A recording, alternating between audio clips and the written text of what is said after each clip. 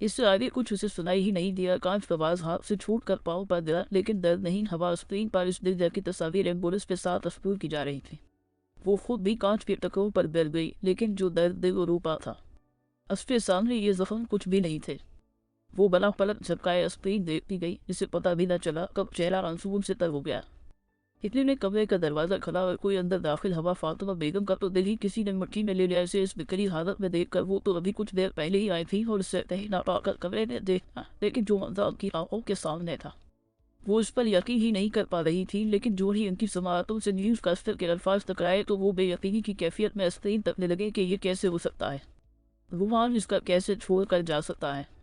असली पिक्चर पर सब इस लेकर आ रहे थे। दरवाजे की बेवजह रुमान की फूफो अमीना ने दरवाज़ा खोला, जो इस बात से भी खबर थी। इससे सब वर्दी में 3-4 नौजवान नजर आए। शहीद जवान रुमान को सलामी दी। वो सल्यूट करके सलामी देने लगे। इनकी आवाज़ इतनी बुलंद थी कि वली लावज में बैठी पड़ रही थी जो थी वो बात कर आ गई। अनीमा जो खुद को संभाल रही थी वो नीचे बैठ गई और रुमान घर के अंदर लाया गया, लाउंज में रखा गया। अफान और रुमान के अबू जो बाहर सारी फोर्स को देखकर हैरत में पड़ गए, वो कदम बढ़ाकर अंदर आए तो अनिया को नीचा रोता देखकर अपने हवास पर काबू न रख पाए। मेरी बात कर बोलने लगी, अबू भाई हमें छोड़ कर चले गए, अब पूरे घर में लोग भेज गए। सुबह से शाम हो गई, लेकिन होले रमेश की आंखों से आंसू तक ना गिरा। सब होले रमेश बोल रहे थे, वो देखो रुमान को लेकर जा रहे हैं। सब ने अब कब्रिस्तान का रुख किया। सब मेजर रुमान को सल्यूट कर रहे थे। हर जगह शोर था। रुमान शहीद हवा, लेकिन इसने पाप की इज्जत और पाप को खत्म होने से बचाया। होले अरश की ज्वेलरी उतारने के लिए रिश्तेदार की एक आंटी आई। इसने सारी ज्वेलरी उतार दी। जब इसने नेकलेस उतारना चाहा तो होले अरश ने बेसाख्ता बोला, ये मेरे रुमान की निशानी है, मुझसे रहने दीजिए। कुछ दिन गुजर गए, जिंदगी थम गई थी। यश भी रुमान की तस्वीरें यूनिवर्सिटी में लगाई गई, पुलिस कॉलेज में लगाई गई। 7 महीने उठ चुके थे। इन 7 महीनों ने बहुत कुछ देखा। होले रश ने बदलते लोग, बदलते रिश्ते, पर वो आइनदार लिटशसीती न थी तो चुप रहती थी। किसी को कुछ बोलती नहीं थी, लेकिन इंसान की एक हद होती है बर्दाश्त करने की भी। एक तो वो परिग्नट थी। जब तक किसकी डिलीवरी ना हो जाती तब तक उसकी आइनदार लिटशसीती थी। भाभी आपकी दवाएं, अफान बोला। थैंको अफान, भाभी थैंको क्यों बोलती है। मिली अफान के साथ होले रश को देखती तो उसे गुस्सा आता।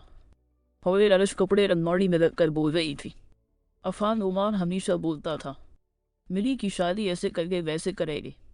मैं चाहती हूँ मिली और तुम्हारा निकाह तो हो चुका है, बाकी सारी रस्में भी हो जाए। भाभी है क्यों नहीं, जैसी आपकी मर्जी, पहले आपकी डिलीवरी हो जाए, इसके बाद ही। हाँ, इसके बाद ही। पर फौरन बाद ही अफान समझ गया, भाभी भाभी मैं आपको भाभी नहीं बहन समझता हूँ। आपको कुछ भी चाहिए वो बला जदक मुझे बोल दिया करे। आपका भाई हर टाइम हाजिर होगा आपकी खिदमत में। वो घुटनों के बल बैठ कर बोला। होले रश से बोली, अच्छा अब जाओ, तुम्हें ऑफिस के लिए लेट हो रहा है। मिली इनको यह देख कर गलत मतलब निकालने लगी, और उसे हमेशा डर लगा रहता इश्क से छीन लेगी अफान को। फूको को आकर वो सब बताती है, बेमतलब बात है। फूको भी अफान की माँ थी। वो भी इसने भी वो रश को सुबह में बोला, बेटा मैं समझती तुम्हारे दिल में कुछ रह नहीं, पर लोग बातें बनाएंगे, तुम अफान से दूर रहा करो। वो अंदाज कुछ ऐसा था कि वो रविश को लगा जमीन फट जाए और वो उसके अंदर चली जाए। 1 महीना हो चुका था। वो रविश ने ना अफान से बात की, ना इससे दवाएं ली। सब वो मैड को बोलती, दवाया वलीला या रुमान के अबू को।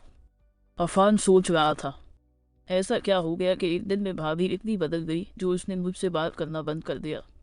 आज 1 महीना होने को आया है, भाभी ने मुझसे बात ही नहीं की। जहाँ में होता हूँ वहाँ से वो लोग मोह लेती है, पर वो मेरी जिम्मेदारी है। जब मेरी माँ को ज़रूरत थी तब रोमान भाई हमारा सहारा थे। मैं कभी भाभी को अकेला नहीं छोड़ूंगा, आखिर वो मेरी बहन है। मिली सब सुन लेती है। छत पर जो अफान अपने आप से बातें कर रहा होता है, इस बहुत पछतावा होता है। वो जाके वो रश से माफ़ी मांगती है। वो रश बोलती है, क्या हुआ मिली, क्यों रो रही हो। भाभी मुझे माफ़ कर दे, मैंने आपको गलत समझा। वो रश पहले ही मामले को समझ चुकी थी।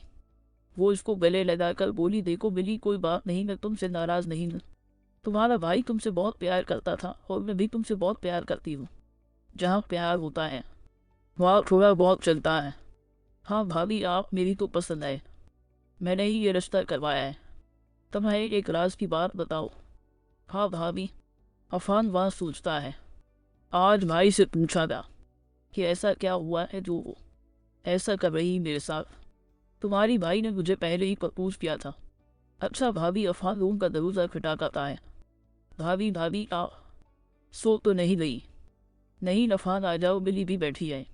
अफान हो रश की आवाज़ सुनकर आँख बनाती है। अरे अफान, तुम्हारी आंखें क्यों लाल है? भाभी, आप कितने दिन से मुझसे बात नहीं की ना? वो हंसकर बोलती है। पागल, तुमने रसा थी तुमसे तो भाभी बताना चाहिए था, तो मैं मनाता आपको। पता है भाभी, आप मेरी भाभी नहीं बहन हो। और एक बार जब हमें ज़रूरत थी रूमान भाई ने हमें संभाला था, तो आप तो फिर भी मेरी बहन है। हाँ पागल लड़के, तुमने मिली को क्यों डांटा? क्यों डांटा पूछे इससे? क्यों डांटा तुम्हें इसने? भाभी, वो मैंने ना इनकी फाइन फाड़ दी। हाँ चलो अब अफान, मिली, तुम दोनों जाओ, मुझे नींद आ रही है। वो के भाभी, अफान बोलता है। मिली बोलती है। भाभी, मैं आपकी सोने मदद करती हूँ। वो के मिली मिली इस सर पर तकिया रखती उसे कंबल पहनाती है। अमी को बेचती हूँ भाभी, मैं वो के मिली। वो नाइट अफान का गुस्सा भी खत्म हो जाता है जो वो मिली से था, उसके शकी अंदाज से था। अब वो रवश की डिलीवरी का टाइम भी आ गया। यून होली उसकी डिलीवरी भी हो गई। उस पर जवा बच्चों ने जन्म लिया, एक बेटा और एक बेटी। बेटी जो बहुत कमजोर पैदा हुई, बेटा सेहतमंद पैदा हुआ, रोमान से मिलते जुलते नकश। जब वो रवश को होश आया तो सब ने उसे मुबारक दी। अफान बच्चों को हाथ में उठाइए बोला, मुबारक हो भाभी, जगह बच्चे पैदा हुए हैं। जब वो रविश ने बच्चों को सीने से लगाया, उसे लगा इसकी खुशियां, रोमान की खुशबू, इसका वजूद, इसका खानदान असफी झोली में है। जीने की एक नई वजह, जो एक नई दशा से मिली। उसने अपनी जिंदगी बच्चों के साथ गुजारने का फैसला किया। मिली की भी शादी हो चुकी थी। मिली भी अपनी के पर शर्मिंदा थी। वो रविश के बच्चे अब माशाल्लाह से 5 सालों को हो चुके थे। आज स्कूल का पहला दिन था उनका। वो है उठकर रोमान की पग को बोलते हैं, वह मोरन बेडो, पता है आज हमारे क्लास का पहला दिन है। तो वही कंबल ने दिन छुपाए ही बोलता है, मेरी 5 साल दाल बेस बच्चों वाले अंदाज में बोलता है। दिल में बोलती है, मुझे पता है। ये रोही की आवाज़ है। हो ललिश इन दोनों को यूं देखकर खुश भी होती है और उदास भी। हो ललिश के माँ बाप दोनों बन चुकी थी। सब भी इनका ख्याल रखते थे, पर माँ तो माँ होती है। इनकी ज़िंदगी गुजरने लगी, बहुत उतार चढ़ाव आए, पर ज़िंदगी की एक खुशी थी जो रोमान ने वो रविश पे दान की थी। रोमान का एहसास, वो 2 प्यारे बच्चे जिस पे दम वो रविश जिंदा है।